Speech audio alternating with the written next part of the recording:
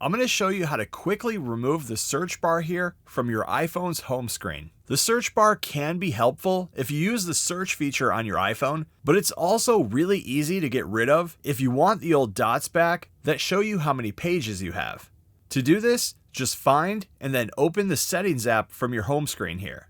Once you're inside of the Settings app, scroll down a bit and then you'll see Home Screen and App Library. Choose that. Inside of the Home Screen and App Library settings page, at the bottom, you'll see the search section with a Show on Home Screen option. Tap the slider on the right here to turn the feature off.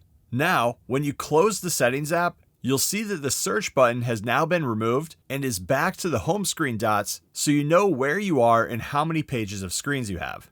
And if you ever want to turn the search bar back on, or maybe it was never on in the first place, again, just head into Settings, scroll down, and then choose Home Screen and App Library, and then at the bottom, toggle the slider back on. Close Settings, and then you'll see the search bar is back. And that's how you remove the search bar from your iPhone's home screen.